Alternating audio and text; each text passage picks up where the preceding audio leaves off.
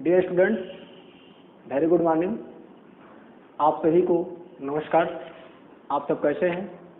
जैसा कि पता है कि आज संडे है, मैं आपको फिजिक्स टीच करता हूं, बट कुछ बच्चों की डिमांड के कारण मैं आज आपको एक थोड़ा सा फिजिक्स से हटकर एक टॉपिक और काफ़ी इंटरेस्टेड टॉपिक है जिस पर आज अपन चर्चा करेंगे। उस टॉपिक का नाम है लैटिट्यूड एंड लॉन्गिट्यूड, अक्षांश और देशांतर रेखा। तो आइए आज अपन बात करते हैं कि अक्षांश रेखा क्या है, देशांतर रेखा क्या है। तो अपन इस पॉइंट के अंदर कुछ बिंदुओं पर चर्चा करेंगे जो बिंदु आपके सामने रखे हुए हैं। तो पहला बिंदु आपका है अक्षांश रेखा क्या है, दूसरा है आपका मुख्य अक्षांश क्या है, तीसरा है आपका देशांतर क्या होता है, चौथा है आपका मुख्य देशांतर क्या होता है, फिफ्थ है आपका समय का निर्धारण, डिटर्मिनेशन ऑफ टाइम, और लास्ट है आपका daylight saving, DTS, daylight saving. इन पॉइंट पे अपन चर्चा करेंगे। तो जैसे आपको पता होगा, शायद आप लोग पढ़े भी होंगे, क्योंकि आप लोग तो हो सकता है कि कुछ हमारे सब्जेक्ट से हट को जिनको इस बारे में ज़्यादा नॉलेज हो, अपन फिजिक्स के हैं। तो अक्षांश रेखा और देशांतर रेखा की आवश्यकता कैसे पड़ी आप जानते होंगे। जैसे कि पहली चीज जो हमारी पृथ्वी है, पृथ्वी एक बहुत बड़ा विशाल गोला है ना।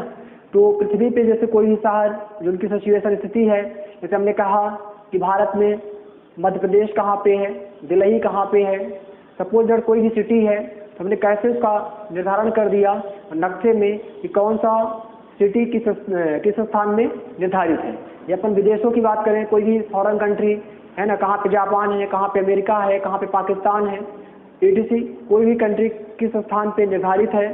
तो इसके निर्धारण के लिए ही आवश्यकता पड़ी थी अक्षांश और देशांतर रेखा के लिए, जिसके लिए अक्षांश और देशांतर रेखा बनाई गई।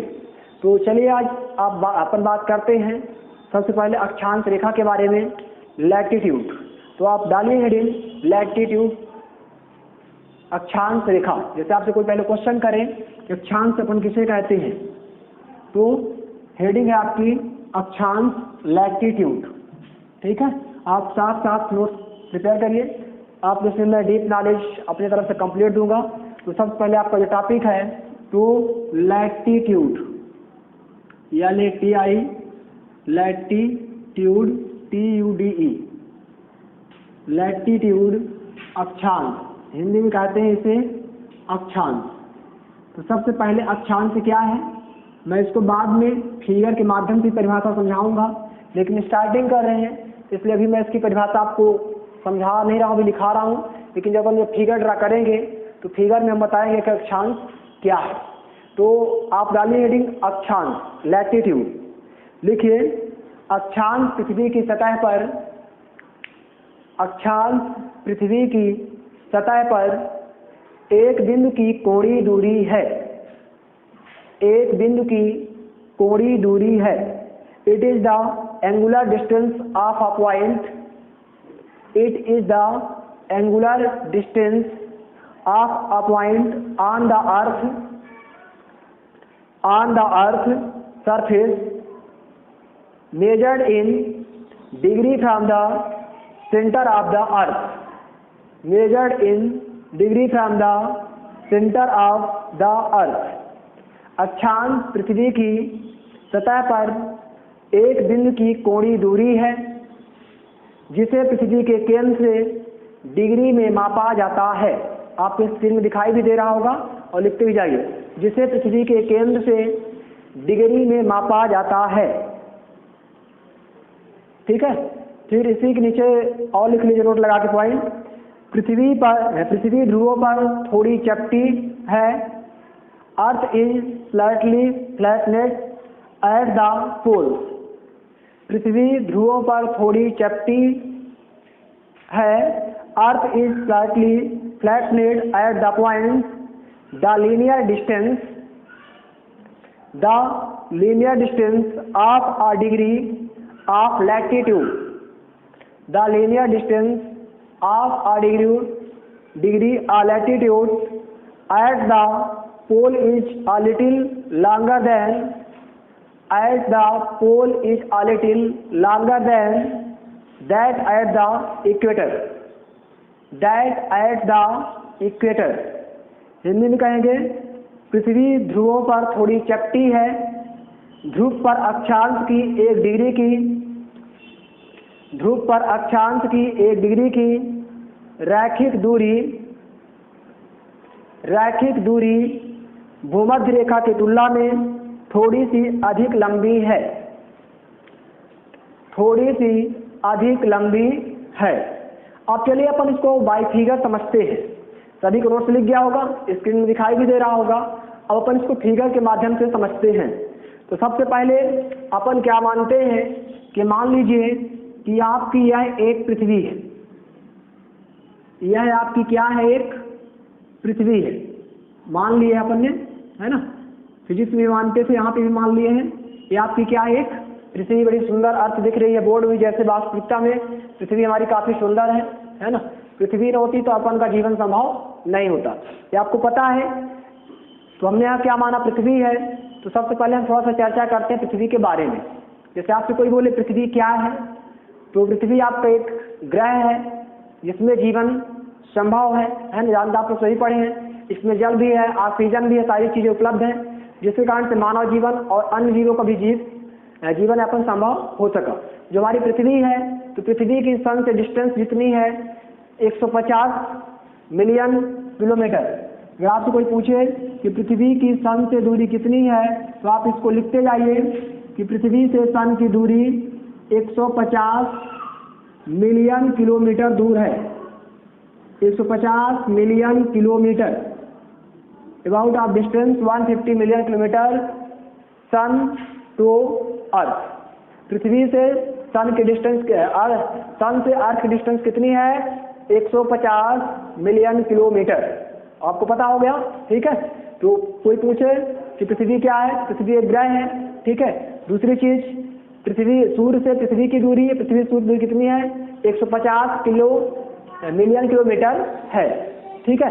अब आपको पृथ्वी क्या है पता है कि पृथ्वी का आकार कैसे है। जैसे कोई बात करे कि पृथ्वी का आकार कैसे है, तो इसके बारे में हमारे महान मैथमेटिशियन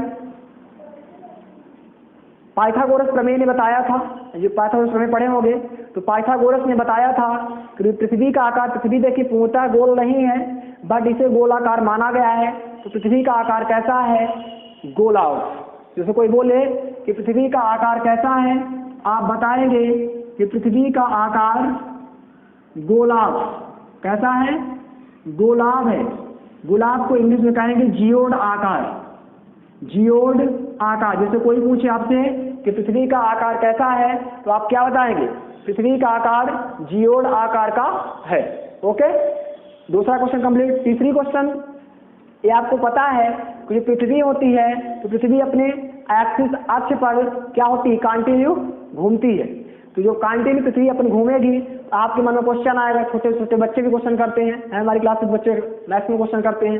जैसे अगर पृथ्वी घूम रही है तो साथ में हम क्यों नहीं घूमते हैं, है ना। बच्चे ऐसे भी क्वेश्चन करते हैं, सर अगर पृथ्वी घूमती है तो घर का द्वार अगर पूरा है तो कल पश्चिम ऐसा क्यों नहीं होता है। तो ये क्वेश्चन को अपन कैसे जाने कि पृथ्वी के साथ हम नहीं घूम रहे हैं, ठीक है। तो जो हमारी पृथ्वी है, पृथ्वी अपने अक्ष पर घूमती है। आपको पता है कि अपनी दूरी पर वह 24 घंटे में एक परिक्रमा पूरी करती है, 360 डिग्री घूम जाती है। पृथ्वी को घूमने में अपनी दूरी पर कितना टाइम लगता है, 24 घंटे एक दिन का। और कितना घूमती है 24 घंटे में, 360 डिग्री रोटेट होती है, ठीक है। तो पृथ्वी जो हमारी घूमती है, तो कैसे घूमती पता है। पृथ्वी हमारी 1650, कुछ बुकों में 1675 भी है, लेकिन 1650 किलोमीटर प्रति घंटे की चाल से घूमती है। पृथ्वी कितनी रफ्तार से घूमती है, 1650 किलोमीटर प्रति घंटे की चाल से। यानी कि पृथ्वी में जो भी व्यक्ति है, प्रत्येक व्यक्ति लगातार घूम रहा है। और कितना घूमता है, वह 1 घंटे में 1675 किलोमीटर प्रति घंटे की रफ्तार से घूम जाता है। अब आप कहेंगे सर हमको पता तो नहीं चलता, तो अपन इसके लिए एग्जाम्पल लेते हैं। हम आपको ले चलते हैं ट्रेन पर। जैसे कि आप जानते होंगे, एक जापानी ट्रेन है जो कि मैक्सिमम बहुत तेजी से चलती है, 650 किलोमीटर चलती है प्रति घंटे। बाकी तो उससे ज़्यादा कोई ट्रेन चलती ही नहीं है। तो हम मानते हैं, चलिए आपको हम ट्रेवल्स कराते हैं ट्रेन पे। आप ट्रेन में बैठे हुए हैं, मान लीजिए कि आप ट्रेन में बैठे हैं और ट्रेन आपकी 650 किलोमीटर प्रति घंटे की चाल से निकल रही है।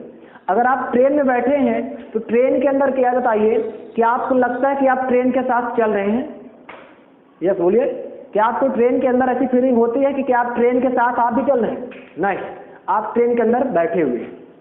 लेकिन अगर आप जब ट्रेन के बाहर देखते हैं तो आपको ऐसा लगता है कि ट्रेन के साथ साथ जो हमारे प्राकृतिक पेड़ पौधे भी चल रहे हैं, जिसे अपन सापेक्षिकता का सिद्धांत कहेंगे फिजिक्स में। ठीक है, तो जब हमको ट्रेन में बैठे हैं तो हमको ट्रेन चलती है लेकिन हम चलते हुए प्रतीत नहीं होते। उसी प्रकार से जो हमारी पृथ्वी है, तो पृथ्वी हमारी चल रही है, हम पृथ्वी पर बैठे हुए हैं, खड़े हुए हैं, लेकिन हमको प्रतीत नहीं होता है। लेकिन अगर आप ट्रेन में कूदते हैं तो भी आप, क्योंकि ट्रेन में कूदे जिस रफ्तार से ट्रेन चल रही है उसी की रफ्तार से आप भी चल रहे हैं, तो जहां से कूदेंगे उसी स्थान में आप एग्जैक्ट गिरेंगे। कभी आपने फिजिक्स में पढ़े हैं, अपने फिजिक्स में न्यूटन से लॉ में एग्जाम्पल भी दिया है। यदि कोई व्यक्ति ट्रेन में बैठा हुआ है और उस ट्रेन में क्या करता है कि सिक्का उछालता है, तो सिक्का क्या होगा, कुछ समय बाद कहाँ गिरेगा, तो आपके हाथ में गिरता है ना। आपने पढ़ा होगा न्यूटन जो नियम है, प्रत्येक क्रिया के विपरीत प्रतिक्रिया थर्ड नियम है, तो वहाँ पे भी फिजिक्स अपन लगी है। तो जो व्यक्ति है जब ट्रेन में कूदेगा तो जहाँ, क्योंकि ट्रेन की रफ्तार और व्यक्ति की रफ्तार दोनों साथ जाने बराबर जा रही हैं, तो कोई स्थान परिवर्तन नहीं होगा। लेकिन अगर वही व्यक्ति ट्रेन से बाहर कूदने का प्रयास करता खिड़की खोलकर, तो ट्रेन की स्पीड बढ़ जाएगी और आपकी स्पीड घट जाएगी।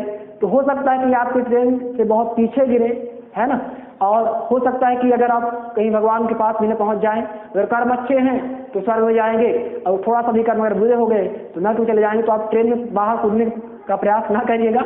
लेकिन जो हम आपको समझाना चाह रही हैं कि जैसे व्यक्ति जब ट्रेन में अंदर बैठा है तो उसे चलता हुआ ट्रेन चलती प्रतीत होती है लेकिन व्यक्ति नहीं, उसी प्रकार से हम पृथ्वी के भी एक ऑब्जेक्ट है, पृथ्वी चल रही है लेकिन हम अपने आप को चलता हुआ फीलिंग नहीं कर रहे हैं। तो आप दिमाग में क्या रखिए कि ट्रेन चलती है, हम बैठे हैं, उसी प्रकार से पृथ्वी हमारी मूव कर रही है और हम भी बैठे हैं। ठीक है, अब हम बात करते हैं पृथ्वी के आगे के बारे में। पृथ्वी कैसे घूमती है बता दिए हैं कि पृथ्वी हमेशा पश्चिम से पूर्व घूमती है, वेस्ट टू ईस्ट। कैसे घूमती है? पश्चिम से पूर्व। ये सब क्वेश्चन नोट करिए जाइए, बहुत मोस्ट टॉपिक है। ठीक है, पश्चिम से पूर्व घूमती है, 1650 किलोमीटर प्रति घंटे की चाल से घूमती है। पृथ्वी का आकार क्या है? गोलार्ध आकार का है। पृथ्वी सन से पृथ्वी की दूरी कितनी है? 150 मिलियन किलोमीटर है। अब हम चलते हैं पृथ्वी पे। तो आइए, आपकी पृथ्वी आपकी रोड में दिखाई दे रही है। सबसे पहले पृथ्वी को अपन क्या करते हैं कि इसको 20 के बराबर 2 भागों में डिवाइड करते हैं। क्या करते हैं?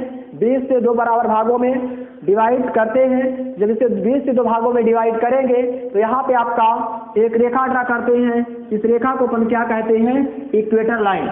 इसे अपन क्या कहते हैं? Equator line. हिंदी में अपन इसे कहेंगे भूमध्य रेखा। इसे क्या कहेंगे? भूमध्य रेखा, इक्वेटर लाइन इंग्लिश में कहते हैं, या विषुवत रेखा, या विषुवत रेखा। तो भूमध्य रेखा, विषुवत रेखा पृथ्वी को 2 बराबर भागों में डिवाइड करती है। जैसे पूछा जाए पृथ्वी को 2 बराबर भागों में बांटने वाली रेखा का नाम क्या है? भूमध्य रेखा या विषुवत रेखा है। इस भूमध्य रेखा को ही महान वृत्त कहते हैं, द ग्रेट सर्कल। जैसे कोई पूछे कि महान वृत्त के नाम से किसे जानते हैं, तो भूमध्य रेखा को ही क्या बोलते हैं? द ग्रेट सर्कल, भूमध्य रेखा। भूमध्य रेखा किस नाम से जानते हैं? द ग्रेट सर्कल, महान रेखा। भूमध्य रेखा को बोलते हैं महान रेखा, ग्रेट सर्कल। ओके, तो समझ पा रहे होंगे कि जो हमारी पृथ्वी को 2 भागों में बांटी जाने वाली रेखा का नाम क्या हुआ? भूमध्य रेखा या विषुवत रेखा, इक्वेटर लाइन इंग्लिश में कहते हैं। इस भूमध्य रेखा को ही आप क्या कहते हैं? महान रेखा, द ग्रेट सर्कल के नाम से जानते हैं। ठीक, अब अपन आगे इसमें बात करते हैं जो हमारी पृथ्वी है, इस पर जो भूमध्य रेखा है ये कितने डिग्री पर है? 0 डिग्री पर। थोड़ा सा बड़ा लिख रहे हैं आप लोग, छोटे दिखने में दिक्कत होती है, बहुत ही बड़ा हो गया। 0 डिग्री पर भूमध्य रेखा कितने पे है? 0 डिग्री पर है। अब अपन ये देखेंगे कि भूमध्य रेखा से जब ऊपर जाते हैं तो उसे बोलते हैं उत्तरी ध्रुव, नॉर्थ पोल। ऊपर क्या बोलते हैं? उत्तरी ध्रुव, इंग्लिश में कहेंगे नॉर्थ पोल, नॉर्थ पोल। और जब नीचे जाएंगे भूमध्य रेखा के, इसे क्या बोलेंगे? दक्षिणी ध्रुव, इंग्लिश में कहते हैं साउथ पोल। दक्षिणी ध्रुव इंग्लिश में कहते हैं साउथ पोल। ठीक है, यहाँ पे पोल आपका क्या होता है, यहाँ पे पॉजिटिव होता है और यहाँ पे आपका पोल क्या होता है, निगेटिव। ठीक, यानी कि ऊपर जाने पर पॉजिटिव हो रहा और नीचे आने पर क्या हो रहा, निगेटिव। आप देख पा रहे हो डायग्राम को। ठीक है, तो पॉजिटिव और निगेटिव। अब मान लीजिए कि कोई, जैसे मान लीजिए कि यहाँ पे एक व्यक्ति खड़ा है, इस व्यक्ति का नाम हमने बोल दिया अर्चना है। सपोज दैट अर्चना कहाँ पे खड़ी है, तो क्या बताएगी, उत्तरी ध्रुव पर। कहाँ पे खड़ी है अर्चना, उत्तरी ध्रुव। अब यहाँ पे कोई व्यक्ति खड़ा है, यहाँ पे जो व्यक्ति, उसका नाम हमने क्या बोल दिया, काजल है। तो काजल कहाँ पे खड़ी है, दक्षिणी ध्रुव पर। ठीक, यानी कि जैसे आपसे कोई पूछे कि आप कैसे निर्धारण करेंगे, तो अगर आप भूमध्य रेखा के ऊपर जा रहे हैं तो आप उत्तरी ध्रुव पर हैं प्लस पॉइंट पे, और आप भूमध्य रेखा के नीचे जा रहे हैं तो आप कहाँ पे हैं, दक्षिणी ध्रुव पर है। ठीक है, तो भूमध्य रेखा का निर्धारण हुआ। अब देखिए अपन क्या करेंगे, इस भूमध्य रेखा में जैसे कि बात करेंगे अक्षांश रेखा क्या है ना, अभी बताए थे। तो अक्षांश रेखा कितनी होती है, तो अपन इसी फिगर में समझते हैं अक्षांश रेखा के बारे में। तो चलिए आगे बनाते हैं अपन इसी में आगे कि कितनी अक्षांश रेखा होती है। ठीक है, तो अपन बात करते हैं आगे अक्षांश रेखा की लैटिट्यूड के बारे में। ठीक है, समझ आ रहा आप लोग को। तो देखिए जो अक्षांश रेखा होती है, तो जो भूमध्य रेखा हमारी है, इक्वेटर लाइन, इक्वेटर लाइन भूमध्य रेखा। ठीक है, भूमध्य रेखा के जब ऊपर जाएंगे तो क्या होता है कि इसके ऊपर जाने पर रेखाएं समांतर रहती हैं। इसके ऊपर अपन कंटिन्यू जाएंगे, इस प्रकार से समांतर रेखाएं खींचते जाएंगे। ठीक है, ये आपकी पृथ्वी है और पृथ्वी पर ये क्या है, उत्तरी ध्रुव पर अक्षांश रेखाएं हैं। ठीक है, इसी प्रकार से अपन भूमध्य रेखा जो है इक्वेटर लाइन के नीचे भी जाएंगे और यहाँ पे भी कुछ रेखाएं खींचते जाएंगे। इसको अपन क्या नाम दे दिए, अक्षांश रेखा। क्या नाम दिया आपने, अक्षांश रेखा। अब देखिए जैसे कोई बोले कि अक्षांश रेखा कुल कितनी होती है, समझिएगा अक्षांश रेखा कितनी होती है। आपकी पृथ्वी कंप्लीट हुई, ये पृथ्वी की इक्वेटर लाइन है, हिंदी में लिखेंगे यहाँ पे विषुवत रेखा। फर्स्ट जगह शार्ट है इसलिए हमने शार्ट में लिखे, पहले फिगर में समझाए। आप पहला फिगर समझिए, दूसरा फिगर है। तो विषुवत रेखा से ऊपर जाने पर उत्तरी ध्रुव पर कुछ अक्षांश होती हैं और विषुवत रेखा से नीचे जाने पर भी कुछ अक्षांश रेखा होती है। तो देखिए यहाँ पे क्या आपका 0 डिग्री है। अब 0 डिग्री है, इधर लिख देते हैं, ये 0 डिग्री है। ऐसे कंटिन्यू बढ़ेंगे तो यहाँ पे आएगा 1 डिग्री, 2 डिग्री, 3 डिग्री, 4 डिग्री, ऐसे कंटिन्यू करते जाएंगे और लास्ट में -1 अनंत टाइम तक जाएंगे तो टोटल आपकी कितनी आएगी, 89 डिग्री। इसका मतलब ये हुआ कि भूमध्य रेखा से 89 अक्षांश रेखा ऊपर और इसी प्रकार से 89 अक्षांश रेखा नीचे हो जाएंगी। ठीक है, ऐसे यहाँ भी ले लेंगे 1 degree, 2 degree, 3 degree, 4 degree and so on 89 degree. ठीक है, तो 89 भूमध्य रेखा से, यहाँ से 89 ऊपर अक्षांश रेखा, 89 नीचे अक्षांश रेखा। अब देख पृथ्वी हमारी ग्लोब का आकार है, बताया गया है। तो पृथ्वी यहाँ पे क्या होगी, चपटी हो गई है। ठीक है, तो यहाँ पे जो है बिंदु आकार के इसको क्या मान लेते हैं, 90 डिग्री मान लेते हैं। और इसी प्रकार से यहाँ पे भी इसको क्या मान लेते हैं, 90 डिग्री मान लेते हैं। तो जो टोटल अक्षांश रेखा, अगर आपसे कोई पूछे कि टोटल अक्षांश रेखा कितनी हुई, तो क्या समझ रहे हैं आप, समझिए फिगर को अच्छे से कि भूमध्य रेखा 0 से ऊपर जाते हैं तो 90, मेन 89 होती है 1.90, और इसी प्रकार से 0 से नीचे जाते हैं तो 89 मेन और 1.90। तो 90 प्लस 90 करिए आप, तो 90 प्लस 90 करेंगे तो कितना हो जाएगा आपका 180। और एक आपकी ये विषुवत रेखा इक्वेटर लाइन है, अब तो इसे कर देंगे तो टोटल क्या बन जाएगा 181, 181। तो आपसे कोई पूछा अक्षांश रेखा लैटिट्यूड कितना हुआ, तो 181 न बताएंगे आप। अब इसमें आप ये देखेंगे कि जो आपका पॉइंट है, यहाँ पे भी पॉइंट बिंदु के आकार का है ध्रुव, यहाँ पे ध्रुव का आकार है बिंदु के आकार का। एक यहाँ 90, एक यहाँ 90, 2 90, इन दो को माइनस कर देंगे तो कितना आ जाएगा 179। कितना आएगा 179। यानी आपसे कोई पूछे कि पृथ्वी पर अक्षांश रेखाओं की कितनी संख्या है, बहुत ही मोस्ट क्वेश्चन सब एग्जाम में आए हुए हैं, तो आप क्या बताएंगे, पृथ्वी पर अक्षांश रेखा आपकी कितनी है 179, 179। ओके, समझ गए आप लोग कितनी अक्षांश रेखाएं हैं 179। मैंने सॉल्व कर दिया है। 0 डिग्री से ऊपर जाएंगे तो 89, 0 से नीचे जाएंगे तो 89। ऊपर मतलब उत्तरी, नीचे मतलब दक्षिणी, इंग्लिश में कहेंगे नॉर्थ टू साउथ। 89 और फिर एक पॉइंट के आकार का 90, 90, यहाँ भी एक पॉइंट के आकार का 90, 90, 90 प्लस 90 180 और एक भूमध्य रेखा इक्वेटर लाइन 181, फिर 90 90 जो है 2 90 पॉइंट वाले को, जो 90 एक यहाँ 2 90 तो -2 कर देंगे तो कितना आएगा 179। तो आपसे कोई पूछे कि अक्षांश रेखा कितनी होगी लैटिट्यूड, तो आप क्या बताएंगे 179। ठीक है, समझ पा रहे हैं आप अच्छे से? कोई डाउट इसमें? अक्षांश रेखा कितनी है? No doubt. अब देखिए इसमें जो आपकी अक्षांश रेखाएं हैं, तो अक्षांश रेखा देखिए प्रत्येक अक्षांश रेखा एक दूसरे की क्या है समानांतर है, पैरेलल होती है। देशांतर रेखा पैरेलल नहीं होती है, लेकिन अक्षांश रेखा क्या होती है आपकी पैरेलल होती है, समांतर है।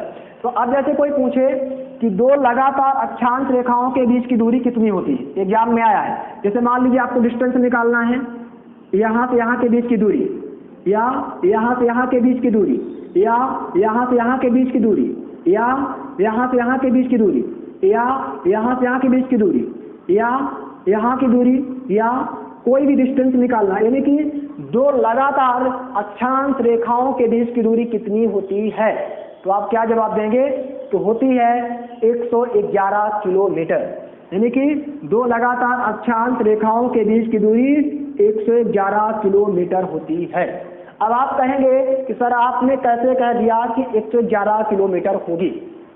ठीक है, क्वेश्चन आ सकता है मन में ना कि हमने कैसे कहा कि 111 किलोमीटर ही होगी। तो ऐसे तो एग्जैक्ट 122 आती है, लेकिन बुकों में 111 माना है। ठीक है, आपके कंपटीशन वगैरह में 111 आता है, तो 111 कैसे आएगी 1111? जो कि जो हमारी भूमध्य रेखा है तो यह टोटल कितनी है 44,000 है, 44,000 किलोमीटर है। और जो पृथ्वी हमारी होती है तो एक चक्कर 24 घंटे में कितना घूमती है 360 डिग्री घूमती है। तो बटे आप 360 करिए, तो 360 करेंगे एग्जैक्ट पॉइंट आता है 122 कुछ, लेकिन इसको जो कंपटीशन और बाकी आंसर माना है उसमें 111 ही देता है। तो आप यहाँ पे क्या मान के चलेंगे कि जैसे कोई पूछे कि दो अक्षांश रेखाओं के बीच की दूरी कितनी होती है, तो आप क्या बताएंगे 111 किलोमीटर। नोट कर लीजिए, दो अक्षांश रेखाओं के बीच की दूरी, दो अक्षांश रेखाओं के बीच की दूरी, रेखाओं के बीच की दूरी कितनी होती है 111 किलोमीटर होती है। ठीक है, अब कोई कहे ये तो किलोमीटर में हो गई, मान लो माइल्स में दे दिया, माइल्स बोले तो हिंदी में कहेंगे मील, तो मील में कितनी होती है? तो अगर मील में बात करें तो मील में कितनी होती है 69 मील, 69 मील। तो किलोमीटर में हो गई, मील्स में कितनी हो जाएगी 69 माइल, हिंदी में कहेंगे मील। और बात करें अगर नाटिकल मील, नाटिकल मील समझते हैं जहां अपन उसका यूज अपन पानी नहीं करते, अगर पानी के अंदर नापना है तो नाटिकल मील कहते हैं, तो वहां पे कहेंगे 66 नाटिकल मील, 66 नाटिकल मील। यानी यहाँ 3 क्वेश्चन निकले कि दो अक्षांश रेखाओं के बीच की दूरी किलोमीटर में कितनी होती है, तो 111 किलोमीटर, मील्स में कितनी होती है तो 69 मील्स, और नाटिकल्स मील में कितनी होती है तो 66 नाटिकल्स मील्स होती है। इसको आप डायग्राम को ड्रा करिए, अच्छे से बनाइए, और जो हमने बोला उसको नोट करिए। आपको हमने 1 मिनट टाइम दे रहे हैं, और जो भी आपको डाउट हो तो आप अपना डाउट कमेंट करें, मैं तुरंत क्लियर करूंगा। आपको अगर एनी डाउट तो आप अपना डाउट क्लियर कर सकते हैं। किसी को कोई डाउट है? नहीं है? चलिए वेरी गुड। अगर डाउट नहीं तो इससे अच्छा तो कुछ है ही नहीं। तो अब अपन इसमें आगे बताएंगे कि अक्षांश रेखा के बाद मुख्य अक्षांश में चलते हैं। किसमें चलते हैं? मुख्य अक्षांश में चलते हैं। तो मुख्य अक्षांश क्या होता है? ठीक है, तो बात करेंगे अपन मुख्य अक्षांश के बारे में। ठीक है, इरेज करें। आप सभी का डायग्राम बन गया अच्छे से, बेहतरीन तरीके से आप लोग समझ पा रहे हैं। बहुत ही इंटरेस्टेड टॉपिक है, पढ़िएगा, और मेन क्वेश्चन आपके कंपटीशन एग्जाम में बहुत आते हैं इससे। ठीक है, चलिए इरेज करते हैं, पाँच करके बताते रहेगा आप लोग। अब हम बात करते हैं अक्षांश के बाद मुख्य अक्षांश में आते हैं कि मुख्य अक्षांश रेखा क्या होती है। तो चलिए बात करते हैं मुख्य अक्षांश। डालिए हेडिंग आप लोग, मुख्य अक्षांश रेखा। मुख्य अक्षांश रेखा बोल भी रहे हैं, सुनते भी रहिए, या मुख्य अक्षांश डाल दीजिए, रेखा हटा दीजिए, आपको बुक में लिखा है मुख्य अक्षांश। अब देखिए मुख्य अक्षांश का निर्धारण कैसे किया जाएगा। अभी तो आपको शायद अक्षांश अच्छे समझ में आया होगा। मुख्य अक्षांश कैसे मैंने निर्धारित कर दिया। आपने अगर अच्छे से 8वीं 10वीं पास किए होंगे, मिडिल क्लास में बहुत अच्छी चीज़ें आपकी 6वीं 7वीं की किसी जियोग्राफी भूगोल में दिया, किसी पार्ट में कोई याद तो नहीं है, उसमें बहुत बेहतरीन तरीके से बताया गया है कि आपके मुख्य अक्षांश जो होते हैं तो 4 होते हैं। याद करिए, कुछ याद है क्या? नहीं याद है ना? पहला आपका कर्क रेखा होता है 23.5 डिग्री उत्तरी में, फिर दूसरा आपका मकर रेखा होता है 23.5 डिग्री दक्षिणी में, फिर 66.5 डिग्री पर जाए तो आर्कटिक, फिर 66.5 नीचे आए तो अंटार्कटिक। इस प्रकार से आपके 4 मुख्य अक्षांश होते हैं। लेकिन मुख्य अक्षांश का निर्धारण कैसे किया गया, चलिए हम इसकी बात करते हैं। ठीक है, समझ पा रहे हैं आप लोग? तो मान लीजिए कि हम फिर से मानते हैं कि आपकी एक पृथ्वी है। क्या मानते हैं? ये आपकी एक पृथ्वी है। ठीक है, अब आपको पता है कि जो हमारी पृथ्वी है तो पृथ्वी को सबसे पहले तो 2 भागों में बांटा गया है। ठीक है, तो 2 भागों में बांटने वाली रेखा का नाम क्या है बताइए, कमेंट कीजिए। Equator line. पृथ्वी को 2 भागों में बांटने वाली रेखा का नाम क्या है? इक्वेटर लाइन, भूमध्य रेखा या विषुवत रेखा। तो इसको हमने 2 भाग में बांट दिया। ठीक है, अब आपको हम शुरू ही बताए थे कि पृथ्वी पश्चिम से पूर्व की ओर 1650 किलोमीटर प्रति घंटे की चाल से चलती है और यह अपने अक्ष पर झुकी होती है ना? पड़े होंगे 23.5 डिग्री ऊपर की ओर और 66.5 डिग्री नीचे की ओर। तो अब अपन इसको जब अक्ष से इसको ड्रा करेंगे तो देखेंगे किस प्रकार से यह अपने अक्ष पर झुकती है। तो चलिए बात करते हैं इसके अपने अक्ष पर झुकने की बात करते हैं। ठीक है, तो 23.5 डिग्री ऊपर और 66.5 डिग्री नीचे की ओर अक्ष में अपने झुकी होती है। तो देखिए, जैसे मान लीजिए कि आपकी पृथ्वी यहाँ से एक रेखा से गुजर रही है। मान लीजिए इसको मैं 4 भाग में बांट दिए, ए कर दिए। ठीक है, इधर हो जाएगा राइट साइड पूर्व और यहाँ पे हो जाएगा पश्चिम। समझते जाइएगा। हमने पहले वाले में बताया था अक्षांश वाले में ऊपर जाते तो उत्तरी ध्रुव पॉजिटिव था, नीचे आते थे नेगेटिव दक्षिणी ध्रुव था। अब यहाँ पे मुख्य अक्षांश का निर्धारण करने से इसके बाद देशांतर भी बनेगा। तो इस साइड जाएंगे तो जो ए रेखा है देशांतर रेखा इसको बोलेंगे। तो इसके इधर पूरा इधर पश्चिम, इसको बाद में भी देशांतर रेखा हम डिस्कस करेंगे। अब मान लीजिए कि यहाँ से अपन एक अक्ष ड्रा करते हैं तो अक्ष क्या होता है, यह थोड़ा सा इधर की ओर झुक जाता है। ये देख पा रहे हैं, झुक गया। तो जो अंदर की ओर झुका है इसे बोलेंगे अपन 23.5 डिग्री 23.5 या 23.5 और इधर क्या बोलेंगे अपन 66.5 डिग्री। 23.5 डिग्री और 66.5 डिग्री 2 प्रकार से पृथ्वी अपने अक्ष पर झुकी है। ठीक है, तो आप देखेंगे तो आगे जब बात करेंगे तो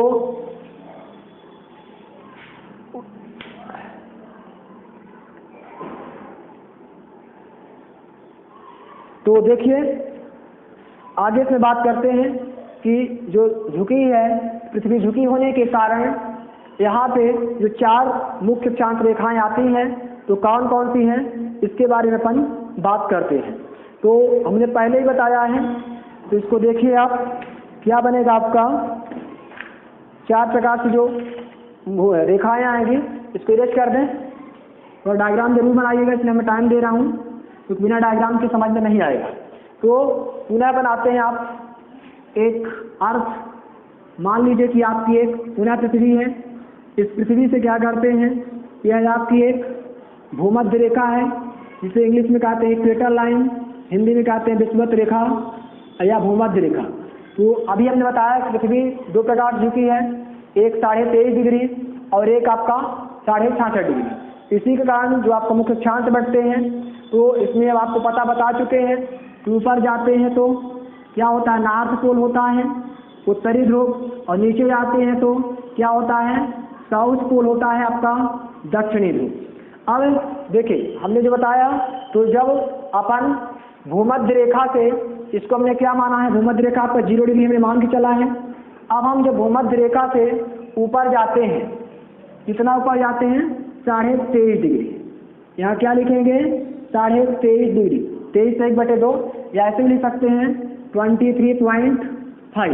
जब 23.5 डिग्री ऊपर जाते हैं यहाँ पे पहली मुख्य अक्षांश रेखा मिलती है जिसका नाम क्या होता है, जिसे बोलते हैं टॉपिक ऑफ कैंकर, कैंसर, कर्क रेखा। इसे क्या बोलेंगे, टॉपिक ऑफ कैंसर कर्क रेखा, यानी कि जो पहली मुख्य अक्षांश रेखा है उसका नाम क्या हो गया, कर्क रेखा। कितने डिग्री पर है, 23.5 डिग्री पर। कर्क रेखा कहाँ होती है, उत्तरी ध्रुव में। 2 क्वेश्चन क्लियर। कर्क रेखा कहाँ होती है, उत्तरी ध्रुव में। कितने डिग्री पर, 23.5 डिग्री पर।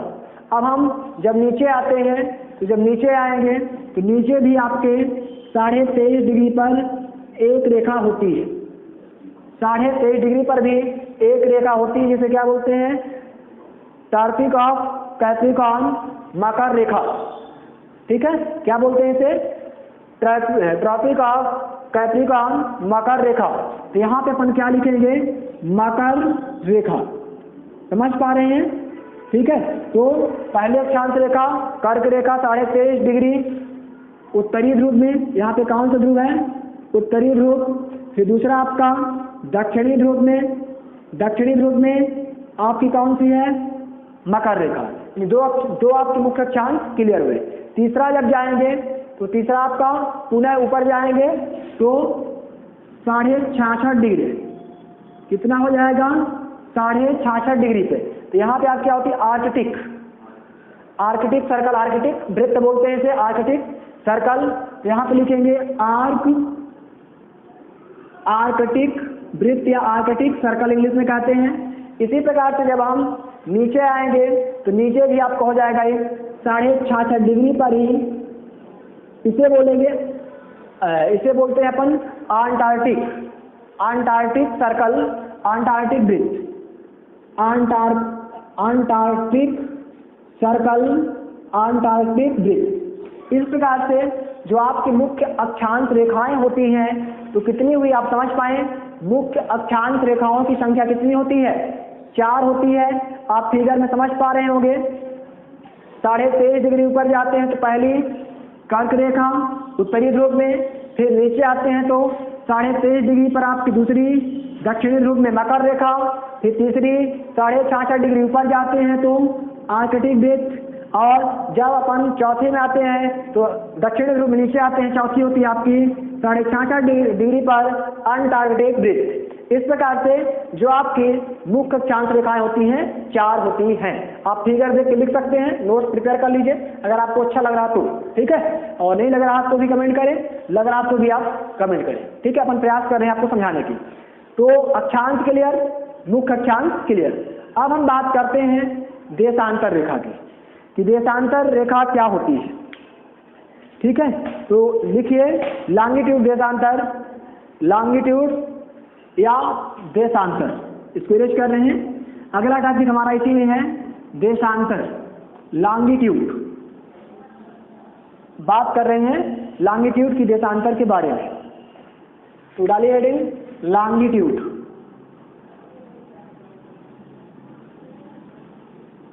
लॉन्गिट्यूड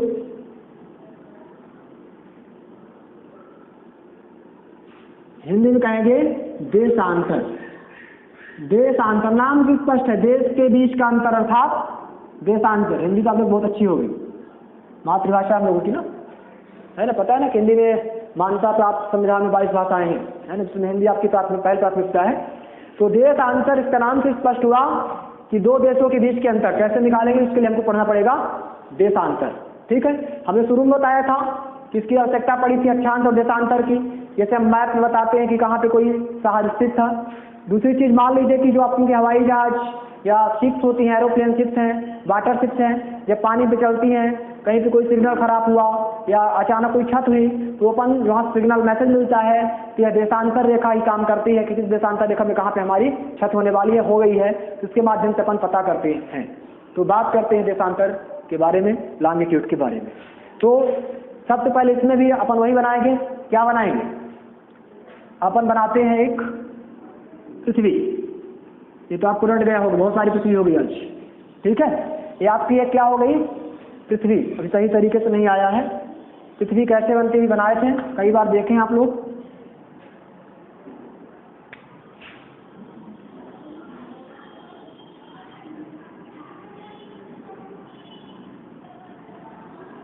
ये आपकी एक पृथ्वी है, सही है तो भी ठीक, नहीं तो मान लीजिए कि माना कि एक पृथ्वी है।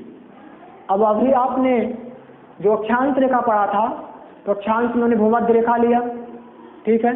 फिर पृथ्वी को हमने दो भागों से बांटा, तो एक उत्तरी ध्रुव हो गया, एक दक्षिणी ध्रुव हो गया। अब इसमें अपन देशांतर निकालेंगे, तो देशांतर निकालने के लिए सबसे पहले क्या करते हैं, और मेमोराइज के लिए आपको याद आ रहा क्या, हम तो 2 मिनट के क्वेश्चन कर रहे हैं कि सबसे पहले अपन क्या करेंगे, देशांतर। तो अगर याद आ रहा हो तो ठीक है, नहीं आ रहा तो पहले आप लिखिए देशांतर की परिभाषा। देशांतर एक कोणीय दूरी है, it is an angular distance. देशांतर एक कोणीय दूरी है, it is an angular distance measured in degree along the equator, measured in degree along the equator, east or west of the prime meridian, east or the west of the prime meridian। देशांतर एक कोणीय दूरी है जिसे meridian के पूर्व या पश्चिम meridian के साथ, जिसे मेरिडियन के पूर्व या पश्चिम मेरिडियन के साथ डिग्री में मापा जाता है, डिग्री में मापा जाता है। वह भी एक कोणीय दूरी थी, यह भी एक कोणीय दूरी है, ठीक है। तो वहाँ प्रत्येक कोणीय दूरी होती थी, और इसमें हमने क्या बोला है कि इसमें पश्चिम या पूर्व से मेरिडियन के साथ मेजर करते हैं, ठीक है। यहाँ पे उसमें सिर्फ उत्तरी ध्रुव और दक्षिणी ध्रुव था। यहाँ पे आपको 2 गोलार्ध मिलेंगे, एक होगा पूर्वी गोलार्ध और एक होगा पश्चिमी गोलार्ध। परिभाषा समझ में आएगी तो समझा देंगे। तो नीचे एक पॉइंट इसमें और लिख लीजिए कि ग्लोब पर देशांतर को on the globe longitude is shown, globe पर देशांतर को अर्धवृत्तों की एक श्रृंखला के रूप में दिखाया गया है, अर्धवृत्तों की एक श्रृंखला के रूप में दिखाया गया है। Is shown as series of semi circle, is shown as series of semi circle that run from pole to pole, passing through the equator, जो ध्रुव से ध्रुवीय भूमध्य रेखा से गुजरते हुए चलती है, जो ध्रुव से ध्रुवीय भूमध्य रेखा से गुजरते हुए चलती है, ठीक है। तो देखिए जो देशांतर रेखा का निर्धारण किया गया तो कैसे हुआ इसको समझिए डायग्राम से। तो सबसे पहले आपने इतना पढ़ा था, पृथ्वी था, पृथ्वी को हमने 2 भागों में बांटा, इसका नाम भूमध्य रेखा, इक्वेटर लाइन, ये विषुवत रेखा याद हो गया होगा।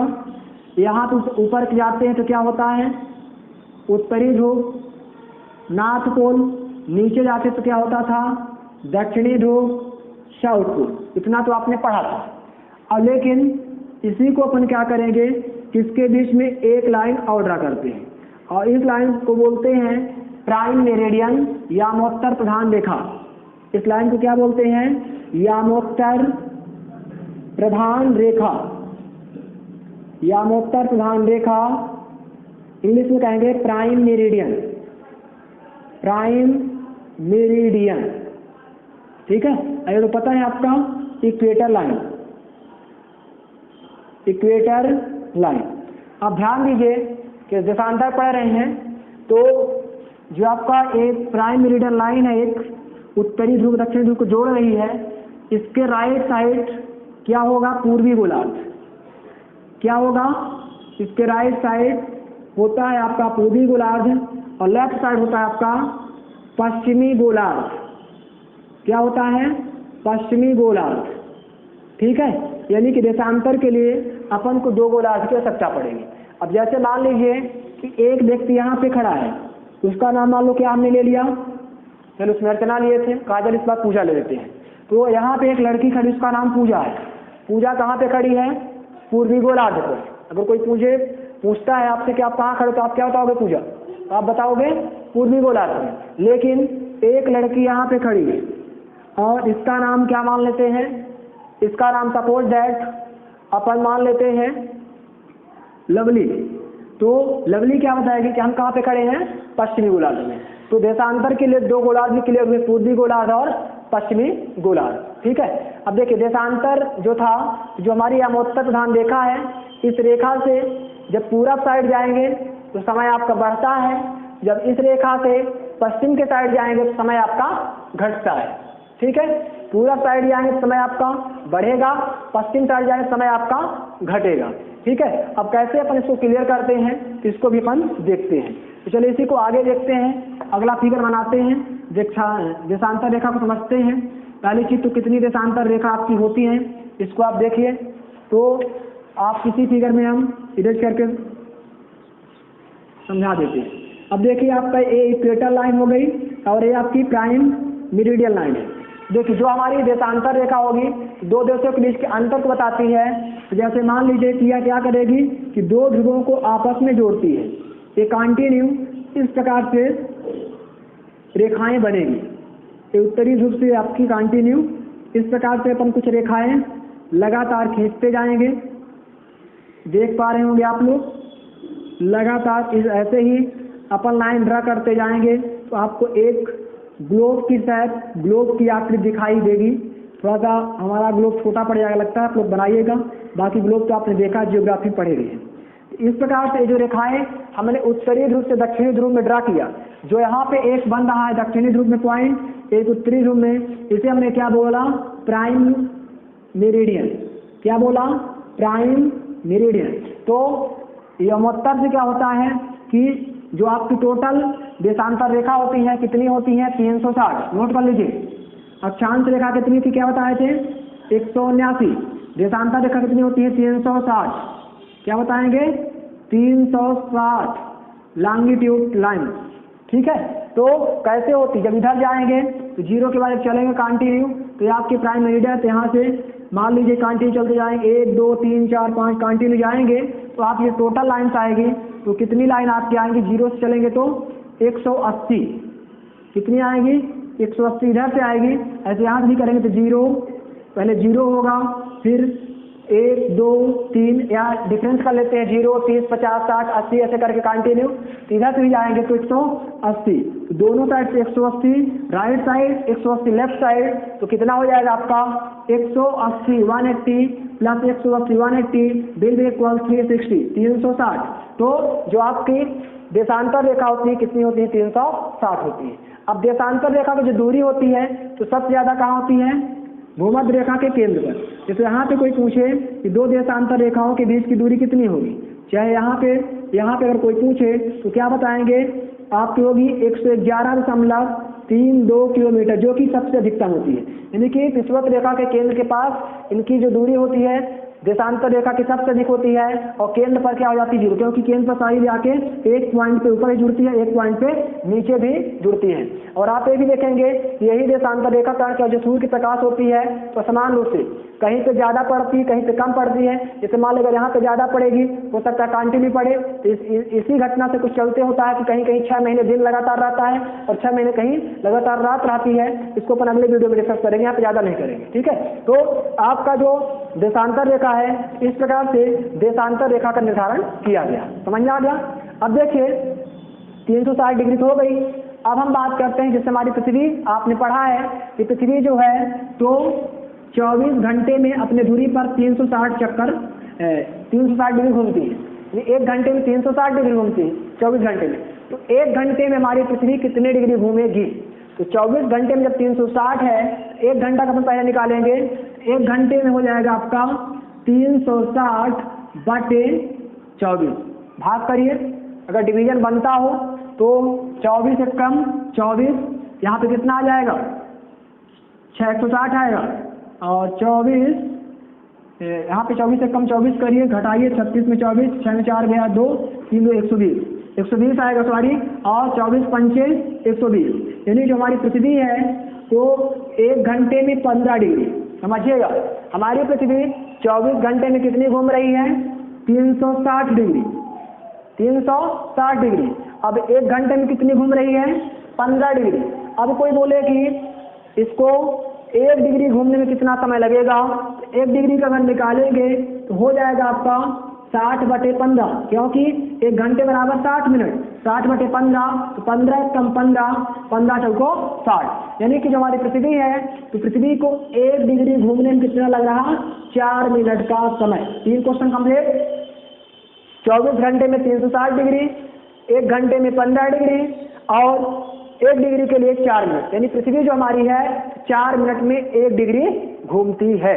ठीक है, अब इसी के आधार पर जो समय चलेगा आपका समय निर्धारण आगे बताएंगे, तो 4 मिनट में 1 डिग्री घूमेगी। ठीक है, तो ऐसे क्वेश्चन आप निकाल सकेंगे देशांतर। तब तक आप 2 मिनट के लिए डायग्राम बनाइए, फिर इसके आगे हम बताते हैं। जल्दी करिए आप लोग, डायग्राम को बना लीजिए, या वीडियो को पॉज करके भी डायग्राम आप बना सकते हैं। डायग्राम बन गया, सभी का क्लियर हो गया? अगर नहीं हुआ तो फिर डायग्राम क्लियर हुआ? नहीं हुआ? चलिए ठीक है, डायग्राम अगर क्लियर हो तो एक छोटा सा कॉन्सेप्ट क्लियर करते हैं। और जैसे मान लीजिए, अब ध्यान दीजिए, हमने क्या बोला था कि यहाँ पे 1 डिग्री 4 मिनट में जो समय का निर्धारण होगा, तो यही इसी प्रकार से आपका 1 घंटे में 15 डिग्री घूमती है मान लीजिए। तो मान लीजिए कि 1 घंटे में 15 डिग्री घूमती है। अब आपका अगर इसी में समझते हैं, बस डायग्राम फिनिश करते हैं और फिर से देखते हैं। अब डायग्राम बार बार नहीं बनाएंगे, आपने बहुत सारी पृथ्वी बना डाली है। तो ध्यान दीजिए कि मान लीजिए कि आप यहाँ आपका प्राइम लाइन है और यहाँ पे एक लाइन है, सपोज दैट अक्षांश रेखा। तो यहाँ पे अगर 12 बजे तो यहाँ पे क्या टाइम होगा आप बताइए? ये कितने डिग्री पर है? 15 डिग्री पर है। और यहाँ पे कितने पर? सपोज दैट 60 डिग्री पर है। तो यहाँ पे क्या टाइम होगा और यहाँ पे क्या टाइम होगा? अगर आपको देशांतर समझ में आप कर सकते हैं। देखिए, जब पूरब की ओर जाते हैं तो समय बढ़ता है और पश्चिम की ओर आते हैं तो समय आपका घटता है। समझ पा रहे हैं? पूरब की ओर आते हैं तो समय आपका बढ़ता है, पश्चिम की ओर आते हैं समय आपका घटता है। जब पूरब है, ध्यान दीजिए कि 15 डिग्री मतलब 1 घंटा, यहाँ 15 डिग्री है, या हमने क्या बताया 1 घंटा समय बढ़ जाएगा। तो जब यहाँ 12 बजे थे, यहाँ पे 12 था, यहाँ क्या बच जाएगा आपका 1, राइट? क्योंकि 15 डिग्री बराबर 1 घंटा और यहाँ से इसकी डिस्टेंस कितनी अच्छे पे है? 15 डिग्री पर है। और जब हम पश्चिम की ओर आते हैं, यहाँ 15 चौको 60, 15 4 जा 4 घंटे टाइम बढ़ेगा। तो 12 से 4 पहले कर दीजिए तो आपका कितना होगा? 9 10 11 12, यानी 8 बजेगा ना भाई। 1 घंटा कम किए, 11 फिर 10 फिर 9 फिर 8, राइट? तो यहाँ पे क्या बजेगा आपका? 8 बजेगा। इस प्रकार से जो समय निर्धारण किया जाएगा, तो जब आगे जाएंगे तो टाइम बढ़ेगा, पीछे जाएंगे तो टाइम घटेगा। क्योंकि जो अक्षांश रेखा था, तो यहाँ पे जो है लंदन की एक ग्रीनविच वेधशाला है, जिससे पूरे वर्ल्ड का टाइम डिटर्मिनेशन किया गया है। ठीक है, समझ पा रहे हैं आप लोग सभी कोई? तो यहाँ तक आपका टॉपिक क्लियर, यानी कि आपका अक्षांश, मुख्य अक्षांश, देशांतर और आपका मुख्य देशांतर कंप्लीट हुआ। अब हम थोड़ा सा टाइम और लेंगे, टाइम आप थोड़ा सा ज़्यादा हो गया है। फिर अभी आपको 5 मिनट टाइम अगर आप दे सकते हैं तो 5 मिनट टाइम और दे दीजिए। तो 5 मिनट टाइम लेंगे तो ज़्यादा नहीं लेंगे, बस 5 मिनट टाइम ध्यान दीजिए। लेकिन इसके पहले आप कुछ नोट्स लगाइए, बहुत महत्वपूर्ण चीज़ नोट्स है कि देशांतर रेखा कब बनाया गया, कैसे इसको विकसित किया गया, इसकी आवश्यकता कब पड़ी। तो जब अलग अलग देशों के बीच समय का जो कॉन्फ्रेंस था, डिफरेंस था, तो उसको इकट्ठा करने के लिए जो आपकी यामोत्तर प्रधान रेखा थी, जो हमने समझाया देशांतर रेखा में, उसकी जो आपकी यामोत्तर रेखा है, इस रेखा में लंदन के ग्रीनविच वेधशाला यहाँ से है। टाइम इंफॉर्मेशन करने के लिए क्या किया गया था कि 1884 लिख लीजिए, लिखिए 1884 में अंतर्राष्ट्रीय समझौते के अनुसार, 1884 में अंतर्राष्ट्रीय समझौते के अनुसार लंदन के पास ग्रीनविच में रॉयल एस्ट्रोनॉमिकल ऑब्जर्वेटरी से गुजरने वाली शून्य मध्याह्न में चयन करने के लिए इसे चुना गया था। शून्य मध्याह्न में चयन करने के लिए इसे चुना गया था, मतलब जो किया गया था। तो वाशिंगटन डीसी, वाशिंगटन का नाम सुने होंगे सभी कोई, यूएसए, अमेरिका की राजधानी है डीसी। उस समय वहाँ के राष्ट्रपति थे सीए आर्थर थे, वहाँ के राष्ट्रपति प्रेसिडेंट थे। उसमें से 26 देश शामिल हुए थे। 26 देश में से एक खुशी की बात यह है कि अपना भारत देश भी शामिल था, क्योंकि भारत उसमें ब्रिटिश कंपनी के उसमें था, लेकिन जो ब्रिटिश सेना में अधिकारी था वह उसमें शामिल था। अपन ये कहेंगे कि उस जो टाइम डिटर्मिनेशन के लिए देशांतर रेखा का चयन किया गया उसमें हमारा भारत भी शामिल था। ठीक है, इस पॉइंट को आप नोट करिए। नोट हो गया सभी का। अब अपन बात करेंगे डीटीएस के बारे में। ठीक है, पढ़ना चाहेंगे कि बंद करें? डीटीएस के बारे में 2 मिनट देख लीजिए, भी ज़्यादा टाइम तो नहीं है। अगर आप देखना चाहते हैं तो 2 मिनट का समय और लेंगे। हालांकि इसमें बता भी दिए हैं डीटीएस के साथ में ही कि ऊपर जाएंगे तो बढ़ेगा, पीछे की ओर आएंगे तो घटेगा। ठीक है, 2 मिनट और देखेंगे, ज़्यादा नहीं देखेंगे। अलग से थोड़ा बता देते हैं, बाकी समझा दिए उसी में। ठीक है, तो ध्यान दीजिए कि डीटीएस समय का निर्धारण कैसे किया गया कि ये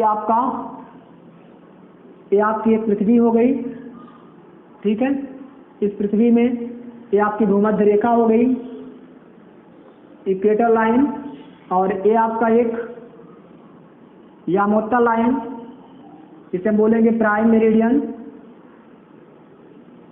प्राइम मेरिडियन हो गया। तो इसमें जो आपकी अक्षांश रेखाएं हैं इनको समझिएगा। तो ठीक है, ये आपकी कुछ अक्षांश रेखा, ज़्यादा नहीं लेंगे, अब बस थोड़ी सी अक्षांश रेखा लेते हैं अपन, ध्यान दीजिए। तो ये हो गया आपका ऊपर उत्तरी ध्रुव, नीचे आपका दक्षिणी ध्रुव, ये हो गया आपका पूर्वी गोलार्ध, और ये हो गया आपका पश्चिमी गोलार्ध। तो हमने जो टाइम का डिटर्मिनेशन बताया, तो जो आपका यामोत्तर है, तो यहाँ पे क्या है कि इस रेखा में लंदन बीच वेधशाला से जो समय का पूरे विश्व का निर्धारण किया बताए हैं, इसी से किया गया था। इसमें जब बताया अभी लिखा है नोट कि 1884 में जो वाशिंगटन में मीटिंग की गई थी, उस मीटिंग से निर्धारण किया गया। जॉर्ज आर्थर ने बताया था कि जब इसमें टाइम डिटर्मिनेशन किया गया तो जो अपन यामोत्तर लाइन से पूरब जाएंगे तो उसका प्रत्येक 15 डिग्री में 1 घंटा समय बढ़ेगा।